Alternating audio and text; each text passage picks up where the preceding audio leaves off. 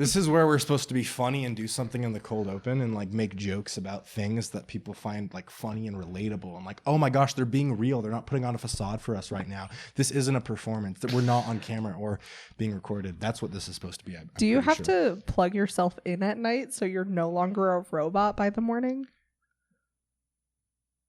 No, I never do. I am human. And I talk with the people. I'm a man of the people.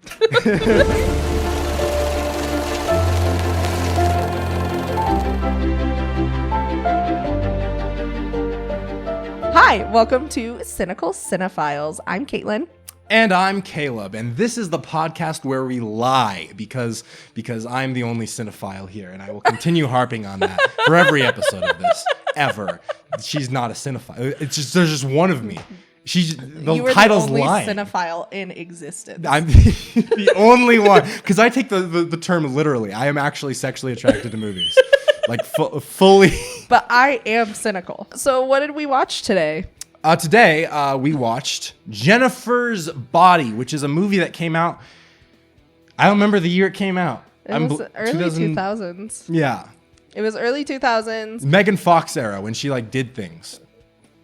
So essentially the story of Jennifer's Body is about a teenage girl who gets possessed by a demon following an assault and decides to eat men.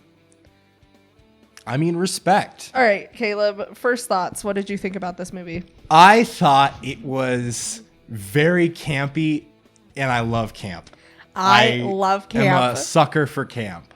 I think there were definitely parts of the movie that could have been executed way better. There would be a lot I would change in regards to very specific scenes and executions of certain scenes. However, most of it was just fucking fun and hilarious. It was a very funny movie. I was laughing throughout.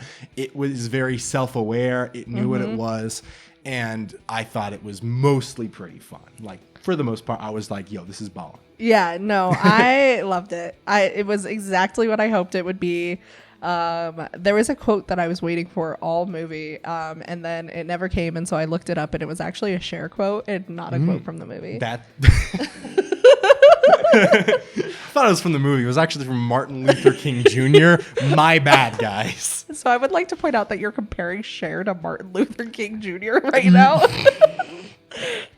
And you're the one who's trying to convince people you're not racist.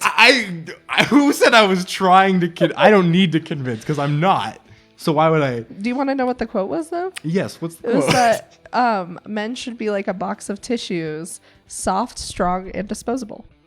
Honestly, respect. Which I feel. Yes. So let's talk about the things you didn't like first. Okay. Because I feel like this is going to be a very things I like heavy episode. That is fair. This is the things I didn't like, mainly the opening of the movie, the beginning scene in the prison. Okay.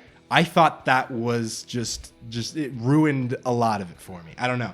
I think so the thing is, the prison scene, for those of you who have not necessarily watched the movie opens with Amanda, is it Seyfried?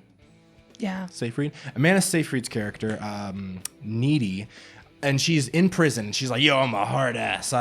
All this shit happened. All these murders happened and they did crazy shit to me. Now I'm hardcore. And you're like, whoa, she's not playing around. And then they show a picture of her boyfriend who is clearly dead. And they're like, oh, you see, she had a boyfriend. There was these killings. Put the dots together. I wonder what happened. And they're just like hammering you over the head of how she ended up here. And you're like, oh, okay. This is where it all ends up. And then it goes on from there. They do the whole jumping back over narration, everything, whatever. The thing is, I'm not the type of person who's like every time if you do like a 24 hours earlier thing, gonna be like upset. I don't think that's always a bad thing. However, in this case, I felt like that scene was written in the pitch of the movie, because when you pitch a script to a movie studio, a lot of the times you'll include like that sort of scene to kind of make sure that they keep reading after the first like 5 pages. You want to let them know where it's going, especially for something like this where the tone kind of changes partly through. Yeah. It makes sense. Like in scripts I've written to be like pitched, that's what I've done as well. You want to have that opening scene like show that what the movie's going to become. And but it makes then sense. normally you throw that out. Exactly. I think the scene does not work nearly as well in the full viewing of the movie because it's like it tells me everything I need to know. It basically spoils like Chip's death and like tells us everything about where this is going to go. And I felt like as a result, I was less interested than I could have been. I felt like a lot of the twists into certain things would have been a lot more surprising or entertaining or just like fun if I hadn't had that opening scene. Like if I just fast forwarded past the first like 6 minutes of the movie, then I would have been like, hey, yo, this is crazy. I'm on a wild ride because it's like a comedy, but then it's murder and it's like, you know. Yeah. I mean, I can kind of see where you're coming from, but I would like to point out as a typical movie viewer who doesn't let anything go by them, I did not think it spoiled Chip's death at all. Really? Yeah. I didn't even notice. What? They have like a logging picture of him after she's talking about like killings. Yeah, no. Wow. I didn't even. That's I didn't even notice. Yeah, no, that was all I could think about. Is I was like, man. I mean, the thing is, I think I already would have assumed he was gonna die watching the movie without that. Yeah. But then it's like it's 100% confirmed, pretty much. Where I'm like, he already seems like he's clearly gonna die, and we have that picture. He's gonna die. The moment I realized that Chip was going to die, and Chip is the boyfriend to Needy's character, was when Needy broke up with him. Yeah. That's when I was like, oh, he's gonna die now. Good job. she kind of caused his death. Let's be real. Okay, she pulled the let's move of not being like, oh, victim hey, blame here. How about we don't go to the dance? And then he's still going to the dance, and she's like, well, I guess you're just gonna die. I'm just gonna leave you, even though you've made it clear you're going to the dance without me. Whatever, it's fine. Like I feel like that whole situation could have been avoided if she had just like stuck with him It was a instead of splitting off from him. Very Edward New Moon-esque of like, I'm leaving you to protect you. Yeah, it was just a bad idea. And he's like, oh wow, he's dying. Also, okay, this is kind of like a random thing that's late in the movie. I just have a question. Did she have like a psychic link to Jennifer? Like, what was up with that? Because she like sensed that her boyfriend was being like eaten. She's like, oh my gosh. Okay, shit. I have two thoughts about that. And they're very different. Mm-hmm. Okay. One, it wasn't like a psychic link. It was just like her brain processing. And because like what was happening. And then once it finally clicked, she was like, Chip, and like needed to go save him, even though he dies. But I think that's the more likely, is that as a director, they just, as a directorial choice, I guess, they just like had the thought process, but they were aiding you in that thought process. But what I think happened is that obviously Jennifer and Needy were supposed to end up together, and so they're psychically linked through the bonds of true love. Yeah, I do think there was like at least some level of like demonic, spiritual, whatever, like connection between, because of the visions she was seeing, which also confused me, because like it also clearly could have there been was PTSD. I mean, People go through crazy ass shit. True. I feel like Jennifer kind of implied that she was like aware of all that shit, though. Yeah, I don't guess. know.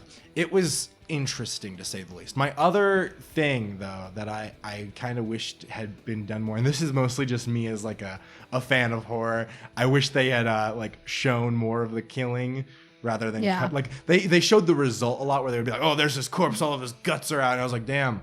It would have been cool to like actually watch, like they like cuts away as she like leans in to eat him, which is like, if it was like a PG-13 movie, that would make sense, but I'm pretty sure it was rated R. Yeah. I feel like you gotta like, come on, show me his throat getting ripped out. Maybe I'm a sadist for that, but I don't know. I want to see a little.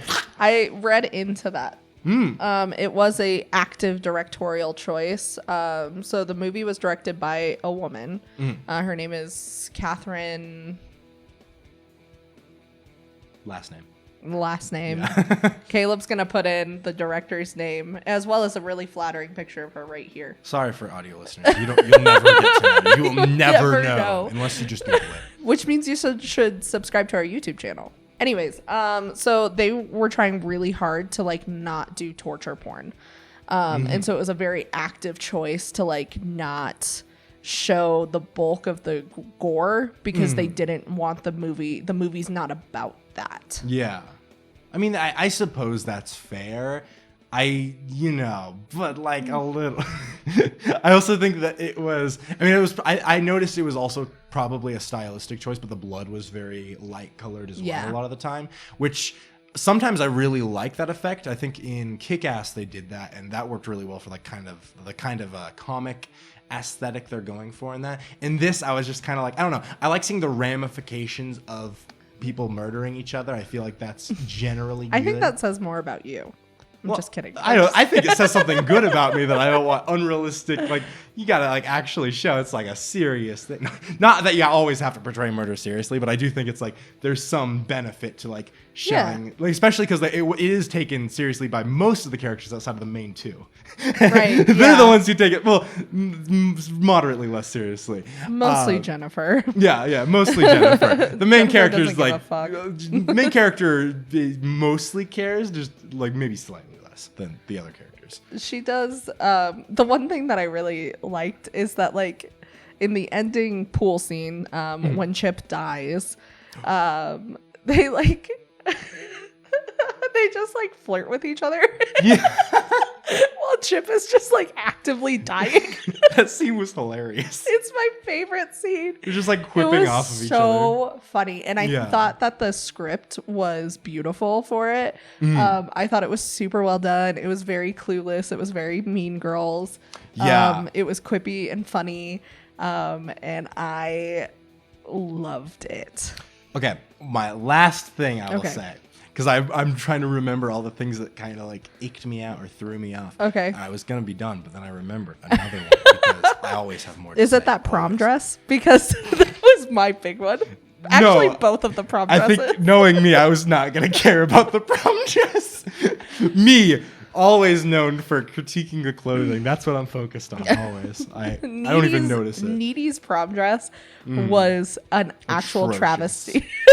It was devastating. Oof, that's rough.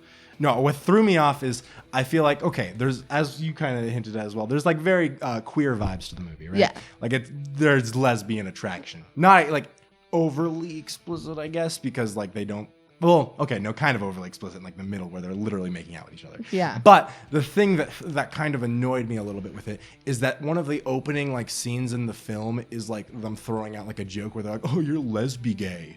And I was like, okay, are you really going to expect me to like buy into the heavy queer vibes here if you're immediately like saying that shit to like, I don't know. I feel like it just didn't jive with me because it was like played as like a joke almost. And I was just like, I feel like it's weird to like want me to be like, oh yes, this, I really like the attraction between these women, but also like be throwing in like multiple things like that. I think I had like a slur count at some point that I was marking down. I don't know. It's just like, it throws me off a little bit. Yeah, I think that's also because we are looking at this movie retrospectively from a 2022 lens, where a lot of these jokes that were in this movie would not fly today. Oh, 100%. Yeah. There was a lot of use of the R slur, a lot of use of mostly just the R slur. Yeah. And then a couple like plays on the F slur, kind of. Yeah. Like I don't think it was ever fully said, but there was a couple times where they like did alterations of it. Yeah, and then also, using lesbian, they do use the D lesbian slur. Oh, did they? I actually didn't notice that. I'm not gonna lie. I'm pretty sure they did. So it's just like, if you're gonna watch it, which you should because it's amazing, just go into it with the mind of like, we can't cancel Jennifer's Body in 2022 when it was written in the early 2000s. I think the only reason, because normally I feel like I can usually like look past that with like, especially even older movies than that, because it's like pretty, especially with comedies, it's unfortunately very common in older comedies. Maybe not like the best comedies, but like middle of the road comedies are gonna always have that. I think it mostly just threw me off because of the heavy like queer vibes present through the movie, that they would also have that like kind of thing, you know? Yeah. Like that's the only reason. But again, I do think it is like the times very much. It's in every sense of the phrase. It's like an early 2000s movie. Right. That's what it is. It's core identity. That's what it is. Well, it's the same thing with Mean Girls. Like Mean Girls did a lot with the... Oh shit, what's her name? the goth female character in Mean Girls. They did a lot. There was a lot of like anti-lesbian like slurs in that movie directed towards her. Yeah. And so I think that's kind of just the comedy of the times. It doesn't make it good comedy. Yeah. But it was the comedy of the times. And there's a lot more funny things about the movie, both movies, both Mean Girls and Jennifer's Body, that don't include the slurs. 100%. I feel like that goes to show how funny the rest of the movie is, where even though they do have a few jokes like that, the movie still remains overwhelmingly funny outside of any of that. Like, absolutely. Yeah, no, I loved it. I really wanted to watch this movie because it's being reclaimed by feminist culture. And so I had never seen it because I thought the same thing that everyone thinks before they watch this movie, which is that it's just an overly sexualization of Megan Fox and it's not going to be good. And I was presented with this beautiful cult classic like horror movie that's also funny. It was very like God, it honestly reminded me of Twilight. I know everything reminds me of Twilight because I am a twihard. But Twihard. You don't even want to know. On Facebook, I share mostly Twilight memes because Twilight fans are like the funniest people. They're moderately funny. They are the funniest people because they can see this and like make jokes about it. That's fair. Like there's no one who's a fan of Twilight, or almost no one who's a fan of Twilight in 2022 thinks it's the greatest film of all time from like an actual technical standpoint. Yeah. Like we all just love this movie and want to make fun of it together. So that's kind of the vibes I got from this movie. No, like 100%. it's supposed to be, subverse fucking comedy. I think it actually took a lot of inspiration from like Sam Raimi style camp, which is like he directed like the Raimi Spider-Man movies, of course. Didn't he also direct Multiverse? Yeah, he just directed. That's his most recent movie is Doctor Strange in the Multiverse of Madness. Yeah. But I think the main thing that like I noticed was like Evil Dead is like his original thing, his debut. Oh, he did Evil Dead? He did. And there's a poster of Evil Dead in the background of Needy's room at one point. And I remember noting that because I had already been thinking like, oh, the camp is very Sam Raimi style. Yeah. And then when I saw the Evil Dead poster, I'm like, okay, there's definitely at least a little inspiration there. I love Ash vs. Evil Dead. It is one of my favorite movies. Yeah, it's peak. Isn't Ash vs. Evil Dead the show? And then just Evil Dead is the movie. I have no idea. Yeah. I haven't actually watched the show. Clue. I have a friend who keeps telling me, he's like, you need to watch the show. And I'm making it my goal to eventually get there. I also need to rewatch the movies because it's been a long time. I'm just a big fan of Bruce Campbell in general. Same. Love him. My king. But he's not dead. I don't know why we're... He's as of this in the sky. He is hovering. He is in every room and on every ceiling, hanging there, even though he's not Spider-Man. This is fucked up. Oh god. So people keep posting this like trend on TikTok where it's like, "Don't take dangerous journeys." What? Stay out of the swimming pool. Talking about like older like celebrities that we all like collectively love. It happened like right after the Queen died. Oh God. It's like Betty White died earlier this year, and then was that this year? Oh, I have no fucking. Yeah, clue. I'm losing my sense of time. And then the Queen died, and so and then like of course like a couple years ago, Alan Rickman died. Yeah. And so there's a lot of people being like Dame Maggie Smith being like, "Don't take perilous journeys." That's pain. That's lots of pain. Okay, I think we should talk the specific character of Jennifer. Okay. Like the titular, the body herself. Jesus fuck. Sorry. That's is upon on the title. You know what I mean. Yeah. That's I think that's a good jumping off point because I think what a lot of people who would not want to claim this as a feminist piece of media will look at Jennifer as the main character. Yeah. When I would argue that Jennifer is not the main she's character. Absolutely not. Needy is the main character. And that Jennifer is kind of the example of like this perfect high school teenager gets the boys that she wants, but then they also show her faults as well. Yeah. And they show, I mean, I would not say that being a virgin is a fault, but like when you're in high school and there's like a lot of pressure about who's sleeping with who and like who thinks that you're sexually attractive, like I think the idea that she was a virgin is a very interesting choice. Wait, she wasn't though. She was. I wasn't the entire thing with her turning into a demon because she wasn't a virgin. Well, she had anal sex, but she didn't have. I thought she had both. No, she was a virgin. Yeah. For real? Yeah. I could have sworn. Okay. Yeah, because the Needy's character comes up to her in the bar and is like, "Hey, we need to leave. Those guys are creeps. Like, they only want to have sex with you because you're a virgin." And because they think you're a virgin. Yeah, and Jennifer was like, "Ugh, I'm barely a virgin."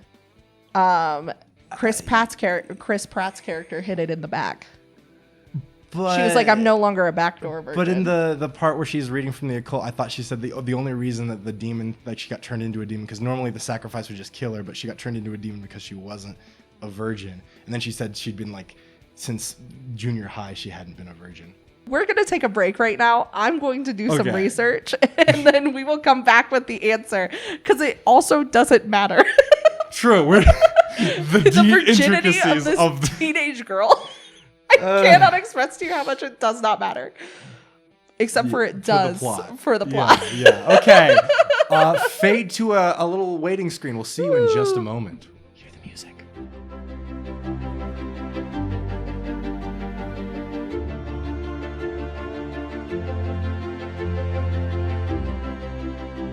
Okay, we're back, and I have some news to report. I was wrong. Crazy. Apparently, that's like the whole point. Yeah. That was why she turned into a demon, is because she was not a virgin. So back to my previous point, I was wrong. So it wasn't an interesting choice to ever not be a virgin, but I do think it would be it is an interesting choice that like their connection was so strong that even in all the awful things that Jennifer did, Needy still felt the need to avenge her. Yeah. Well, yeah. I think that is fair. It's interesting. It's like a very. I mean, I think it's also like the band was just the worst people ever. Oh, for sure. And that's why there was like another bit, like they're just like fucking awful people. They were awful people. I also loved the way that murder they worked scene in the. Oh, at the end? No, not the murder scene at the end, but when they kill Jennifer. Yes, the whole twist was really good because I honestly like didn't think that was how it was going. I didn't realize at that point when she's like, "Oh yeah, I actually just turned into one, like just turned into a demon." I was like, "Oh," because I kind of just like assumed that maybe she's like always been one, just was hiding it or something. Yeah. So for them to be like, "Yeah, remember earlier in the movie?" Because I was a little, and then like the pieces fell into place where like, oh, the fire was set up by the band to make it so they could have an excuse to take someone away because no one would ever find her. And then I loved how the band kept like it showed the effects that the ritual still gave them like the fame they wanted. Yeah. They ended up playing at the high school, and it's like very eerie because you're like, oh, you're seeing the consequences of everything. Yeah. And like I loved the way they played into it because they were not a main driving force really, but like they kept appearing and it was just a very like eerie atmosphere. Absolutely. I 100% agree. I loved it. Also that song was really good. So I wrote in my notes, I was like, have I heard this song before? It reminded me of a song from the anime Fully Cooley. That's what I wrote in my notes.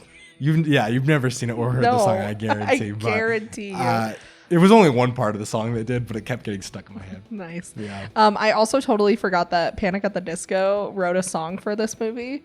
Oh, yeah. So, new perspective. And that song hits. That is a good fucking song. It was pretty good. Brendan Urie is currently under a ton of allegations, and so I won't comment. It's not banging, actually. I'm a big Panic fan, but I think that we need to amplify voices, and so it's a good song.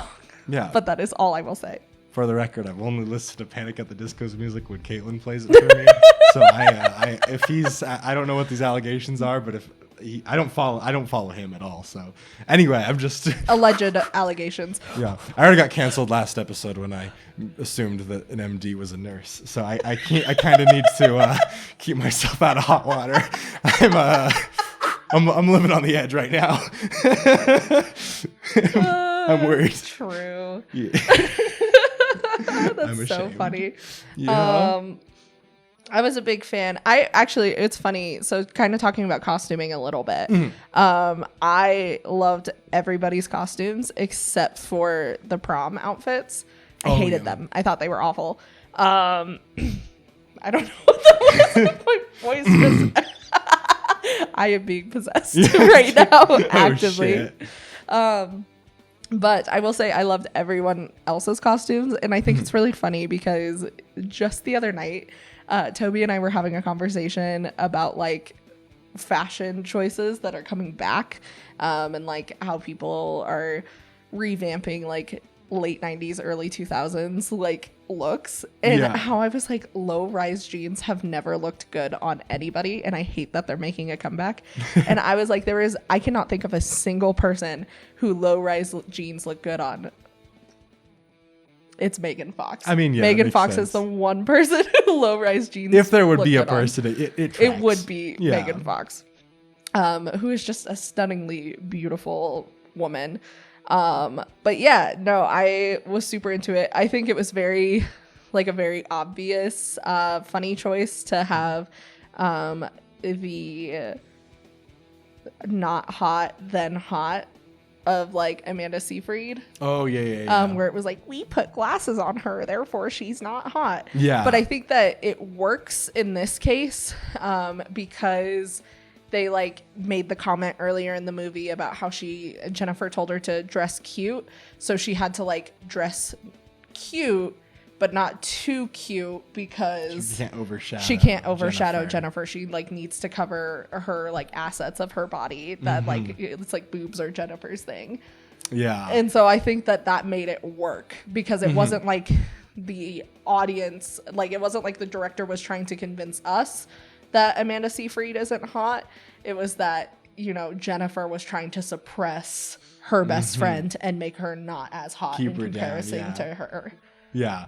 No, I really like the way they kind of portrayed the toxicity of that like friendship and relationship between the two of them. Like that was very much a driving force of the film, and it made the ending very cathartic when she kind of, was like, okay, that's the end for you. You're dead. Yeah. You're like, you're done. Literally cutting you out of my life by slicing you with an X on your chest. I love that like she ripped off the best friend necklace at the end, and that's like what broke Jennifer out of her spell, because otherwise like Jennifer could have totally taken her in a fight. Yeah. But it was like she was so emotionally devastated by like Needy ripping off the necklace that she like literally fell, and then I think allowed Needy to kill her. Yeah. No, it was just very well done. I loved that stuff. I also liked a lot with Jennifer how, like, because especially in the early bits of the movie, I guess a lot in that like scene at the club/bar before she's actually a demon. Like she's of course making constant sexual remarks at all these people, but it's not like. I feel like it does come, like, it doesn't just come off as her being like, ooh, it's sex, it's like, it also is kind of creepy and like a little like, but like intentionally so, Yeah. Where I feel as though her remarks are just kind of like, you're like, okay, that's a little weird, but it's like, it's specifically characterizing her in such a way to kind of like almost juxtapose her to the main character. Yeah. And it highlights, I don't know, her behavior. And I don't know. I thought it was very well done because it kind of like borders the line where it's like, it's definitely comedy, but it's not like, they're not just slapstick. Like, exactly. Like she's making like a very outrageous sexual comments towards everyone. Like she's like, oh, is he circumcised? And like all this shit. Yeah, and you're like, yeah. okay, it's a little far, but it doesn't like play it as like, oh, it's just whatever. Like it is creepy, but it also works for comedy. Yes. Like it rides that fine line very, very well. And I was just impressed at how they managed to not like be like, oh, she's just joking around, but also like it is still funny. Yes. I also love going back to, it being a queer movie. I loved the fucking quote at the pool scene where where Needy's like, I thought you only killed men. And Jennifer goes, I go both ways. I I fucking love that. Banger. It was so good. A banger. I only murder boys. I go both ways. There is, of course, also the infamous like lighter scene where she lights with the her tongue on That was fire. great. That was is great. completely infamous. It was. Is it? Oh yeah. I might have actually seen that before. It did seem Yeah. familiar. Maybe Yes. I've seen a clip of that actually. You've seen a clip of it. Okay. Everyone recreates it. It's like Okay. It's like the Jennifer's body, like Got scene. it. Yeah, I do. I love that. Yes, little bit. it was so A good. banger.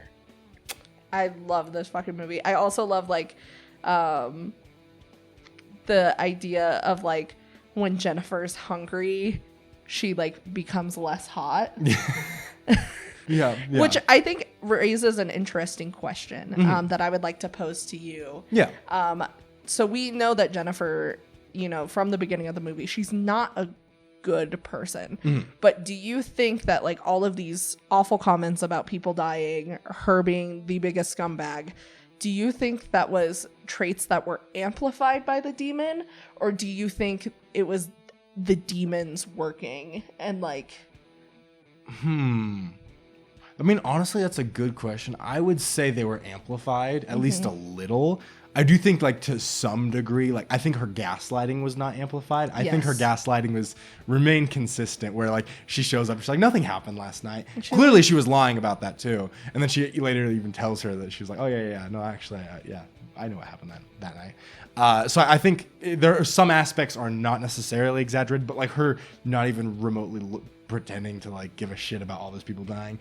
I feel like I mean, I guess we don't really know because we didn't see enough of her beforehand to see how she reacts to grief or death. Right. But presumably it was amplified a little. That's my guess, at least. Because I don't know if it's me just wanting to like humanize this character, but I want to like pretend in my brain that like had she not been possessed by the demon, had she not been killed, that she would have eventually had a redemption arc as a character.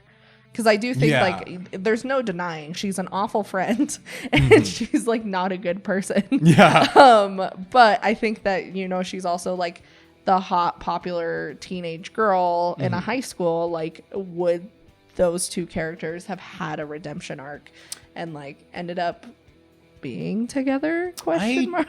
I mean, honestly, I don't know. I almost feel like it's the arc that really matters is more of a Needy's arc of kind of like learning to stop like clinging to Jennifer as much. Right. Where it's like I think that kind of gets established in the scene with her boyfriend towards the beginning where he's all like, you have nothing in common. Why are you like so obsessed with her and like following her to every and I feel like that kind of like immediately kind of sets you up for like what's going to be going on. Right. Because I feel like it's a very unhealthy relationship. I think that's also kind of why it ends with her kind of like stabbing her a little because I think it naturally probably should be like cut off or at least distanced. For sure. Even though there is that like sexual tension there as well, I'm not sure if that would be like the happy ending for either of them because I don't think they're good for each other. Like I think it's they're hot and bothered by each other, but not like in healthy. a good way. Yeah. Also, can I just say that Chip reminded me of Ned from Ned's Declassified School Survival Guide? Oh, yeah. He just the entire time because he plays the character in Scott Pilgrim and the entire movie. What character does he play in Scott Pilgrim? He plays the he's someone in I can't remember his name. He's someone in Scott's band who's just like he's the guy who plays backup for him and he's I don't know what he's like young Neil. That's what his name is in Scott Pilgrim. Anyway, but like his attitude and behavior was so similar to how he is in that movie that I just kept viewing him as like the same character. No, I just couldn't stop picturing Ned.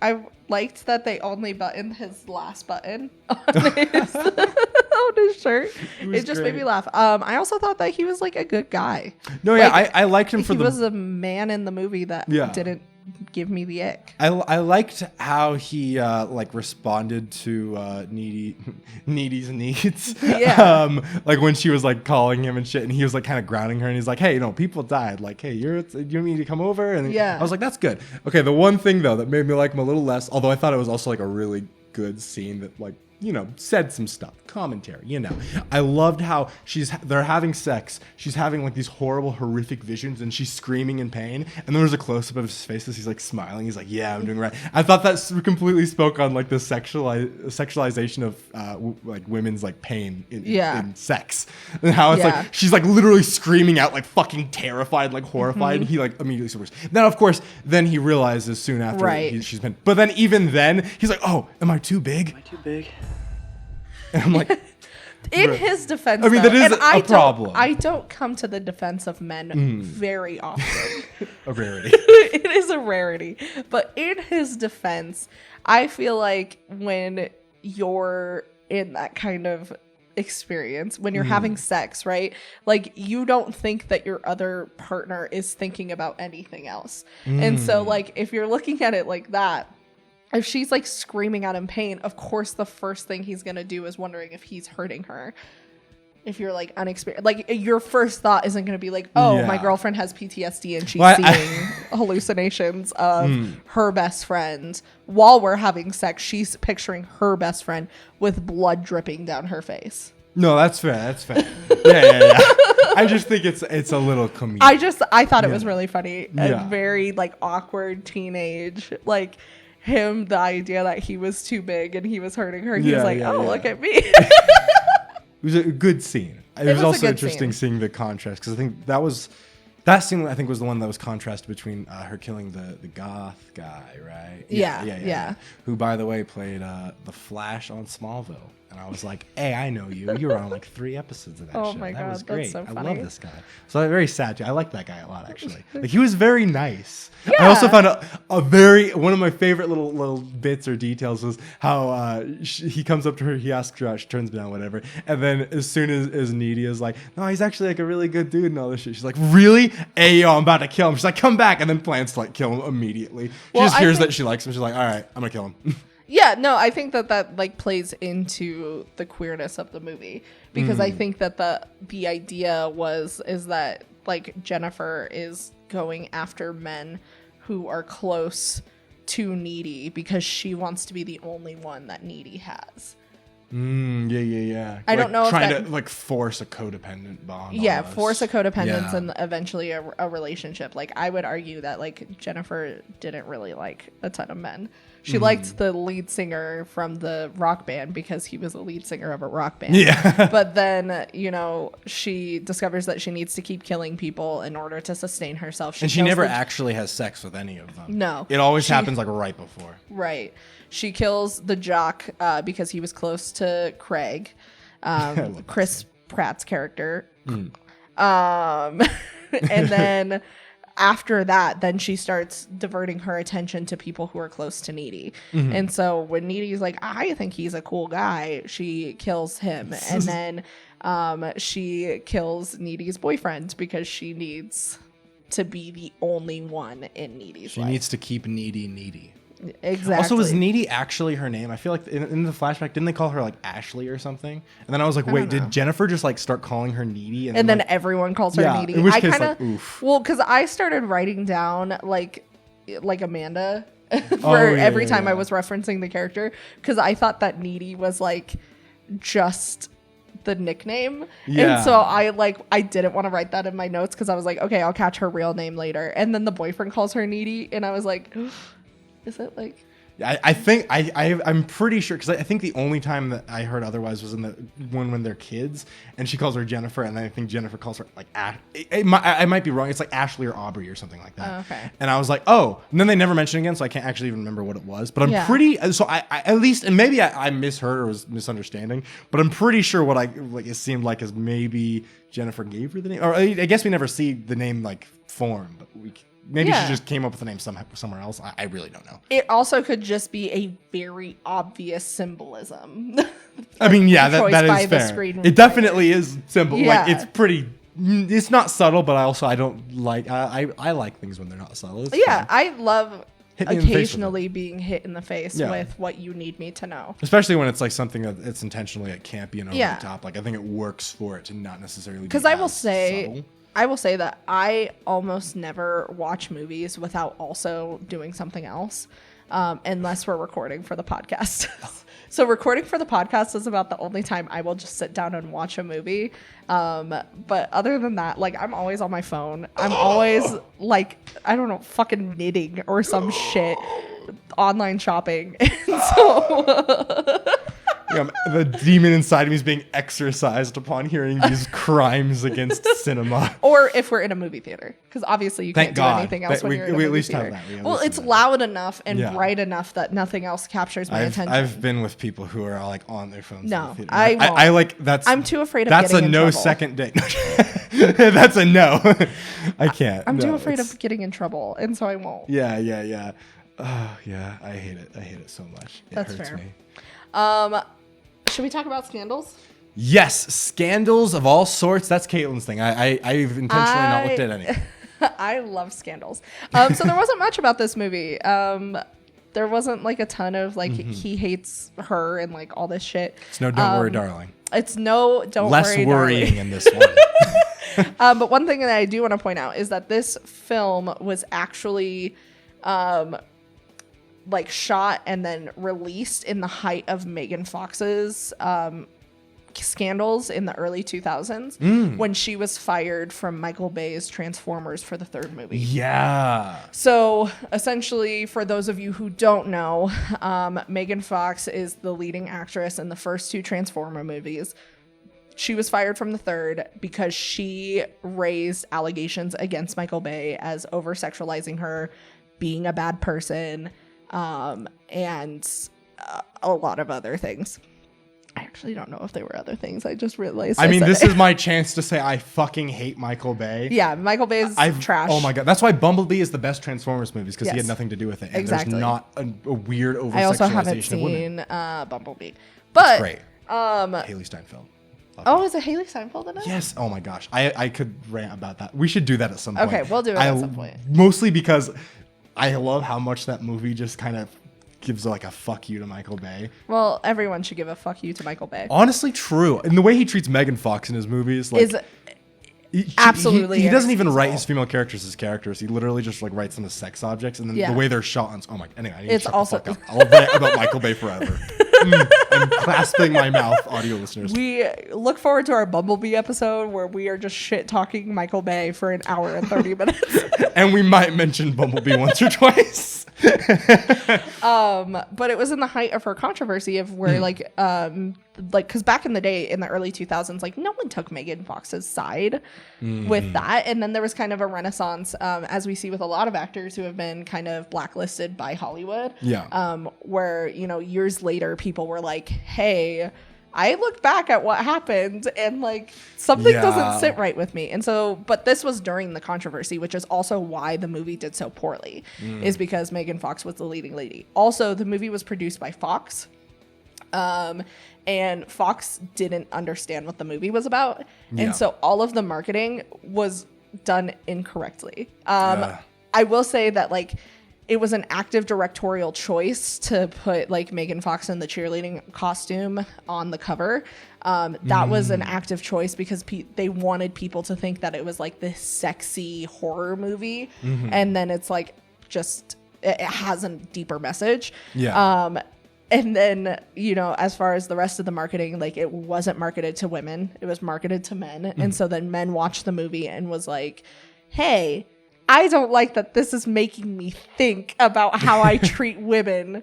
Fuck you. And then the movie did awful. Yeah, it just didn't find its audience. Until, It didn't find its I guess, audience. recently. Yes. And so within the last, I would say like 7 years, the feminist movement has rewatched the movie and has started to claim it as, you know, a cult classic for the feminist movement. And so there's a lot of interesting articles. Like I would link some, but I don't want to. So just open your little, you know, browser and type in Jennifer's Body Feminist. And there are so many wonderful articles for you to read. They're good ones, probably. Probably, unless they're bad, in which case I didn't recommend Yeah, it. anything that you think is good, we recommended. Anything you think is bad, we didn't. That's Absolutely. general rule of thumb for everything. For everything having to do with this podcast. Yeah. But yeah, I think that was interesting. I think it was interesting to like have, because obviously like I don't think anyone besides Megan Fox could have played this role of Jennifer. I think she was perfect for it. Honestly, and especially given the time and during the Transformers stuff and how she was even viewed in the media. Absolutely. I think that this is her best movie she's ever done. Probably. I mean, I honestly don't think I've seen any other. What stuff is she in? Like Transformers and Jennifer's Body. Plus, if you need a really hot woman for something. I will say, I love Megan Fox. I think that she is incredibly talented. She is obviously very beautiful. But I have liked her less since she has been with Machine Gun Kelly. That's what I don't know, but that I was thinking because I was like, I know there's something that I remember. Yeah. That's what it was. No, I like her in interviews. Yeah. I like her in interviews. I don't know if she's still with Machine Gun Kelly. She's very cool. She just has this like super cool vibe about her. Yeah. She knows she's hot. Like I hate when like hot people are like, no, I'm not. Like I love it so much more when like hot people know they're hot, you know? Yeah, yeah. And so I don't know. I just really like Megan Fox. And I think that we as a society need to stop slamming her for being hot because you can't ask women to be sexual objects for media and then chastise them for being sexual objects for media. That's true. That's words of wisdom right there. Period. So just like be nice to Megan Fox. She's going through some shit right now with Machine Gun Kelly. If they're still together. Yeah, I have no idea. I'm honestly curious if she's done any movies in the last few years. Because I honestly can't think of... Like, I feel like the Machine Gun Kelly stuff is the most recent... She was in Teenage Mutant Ninja Turtles. Oh, yeah, she was in that movie. I hated that movie. She was in Till Death, Midnight in the Switchgrass. No idea what that is. The Expendables 4 she'll be in. I don't know if that came out already. She was in a ton of shit. Huh. Just nothing notable. We're good. Except for Jennifer's Body. Except for Jennifer's Body. Reclaimed. Let's go.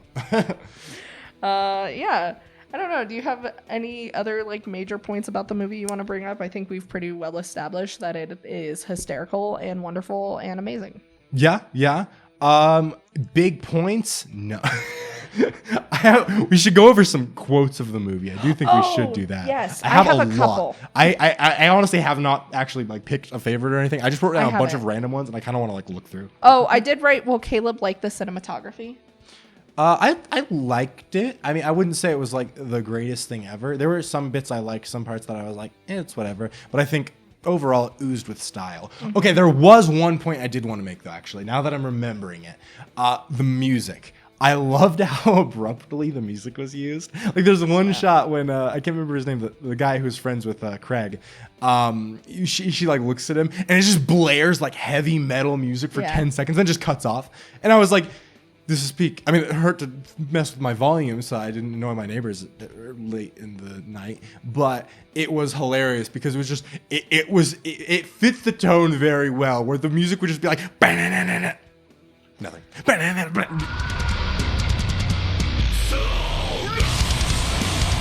And just like go in and out like constantly. It was beautiful. I know I had mentioned like a couple times throughout this podcast that Chris Pratt was a huge jump scare for me.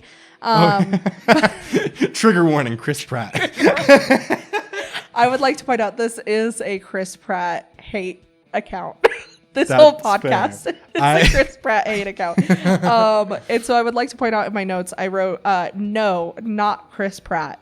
And then a couple lines down, I wrote, of course, Chris Pratt is a redneck JROTC. He was barely, I was actually surprised. He was barely in it. Because I remember, I think I had Googled it once, just a single time, and just to look at the synopsis, and I saw the cast. That was all I saw before going in and watching it. And I remember seeing Chris Pratt, and I was like, oh, he's in this. And then I saw him in the movie, I was like, oh yeah, I forgot. I literally saw that he was in this. And then he just was only for like one scene. I was like, oh, okay. Yeah. I was fine with that. I don't need more Chris Pratt in my life. But. Yeah. Before we get into quote of the movie, can I just say Low Shoulder is the worst band name I've ever fucking heard in my life. Specifically for a rock band. Like, if you're gonna have this like heavy metal occult rock band, why the fuck did you name yourself Low Shoulder? And your logo is like a fucking Ford F-150 like slanted. But hey, I mean, it's an indie band, you know. They needed some marketing help. DM me. That's why they called Satan. That was like the point of the movie. They're like, fuck, no one's listening to us. I have an idea. Satan will help us. Okay, I have a few quotes I'm just going to randomly read. None of these are necessarily like my favorite. I just want to read just random quotes I wrote down. So the first one, which is honestly, it is one of my favorites actually. You guys want to get somewhere safer? Like my van? It was just like, phrases that you rarely hear say. The first quote that I wrote down is, hell is a teenage girl. This seems like it would be a good like slogan for the movie and like a marketing campaign. Yeah, and also like I don't know the context of this quote, and it's definitely not the full quote, but nobody gets off the cross. I just really liked that quote. I didn't remember that one actually. Yeah, it's at the very beginning. Okay, hell yeah. Oh yeah, I think Jennifer referring to all the people who died in the fire, just saying, "Sucks to be them, I guess." I was like, damn, so true. Another quote I wrote down was Needy talking to Chip about, it was either Chip or Jennifer. I can't remember which one. Or maybe it was a voiceover. I don't actually know. But it was towards the beginning of the movie, talking about the lead singer in the rock band. And the quote is, he was skinny and twisted and evil. I have another one from Megan Fox's character. Enough with the screaming. You're such a cliche. That's a good one. I was like, yo, that's pretty perfect, honestly. Good dialogue writing. I was a big fan of when Needy says, and when you didn't need laxatives to stay skinny, and Jennifer, enraged, says, I am going to eat your soul and shit it out. I just love when her boyfriend's like, she can fly. She's like, that's not flying. That's like hovering at best. All right. I don't know. It's just also, okay, here's another one. This one I actually do think is like kind of sums up a lot of the themes and like the relationship dynamic where as she's trying to have sex with Needy's boyfriend, she says, say I'm better than Needy. And I think that kind of sums up her entire shtick through the movie. Say I'm better than Needy. I'm better than I feel like that's another big one. And then also the final line before credits roll, and it's not a dialogue line. It's the line of the song. And I love how they say the line and then it hits the credits. And the line from the song is, "You should learn how to say no." And again, I was like, perfect. Also, it completely reminded me of the "If It Was Made in 2007" meme. But yeah, no, that's the good stuff. That's all of the. Okay, so what is quote of the movie? What do we think it is? I don't know. My quote of the movie is hell is a teenage girl. That's my front runner. My quote of the movie, you guys want to get somewhere safer? Like, that's not my actual pick. I feel like my real pick would probably be the am I better than Needy, honestly. Okay, am I better than Needy? Yeah, I actually do think that'd be my pick, just because I do think it actually sums up the theme of the movie very well. Okay, I'm down. Yeah. The quote of the movie is officially, am I better than Needy? Say it like you mean it. Say I'm better than Needy. What? There you go, guys. That's the quote of the movie. Thanks for watching. Tune in next week. That's it. That's what you were all here for. This was my pick. It was stellar. It was amazing. What do you rate this movie out of 10? So I was leaning between a 6.5 and a 7. I'd say 7. I'm giving it a 9. Wow. Yeah. I am picky with script writing. Yeah. And that's my main thing. But I love camp. So I also love camp. I just like tight scripts as well. And I think that it was just as a whole, I would have liked some things to be a little differently executed.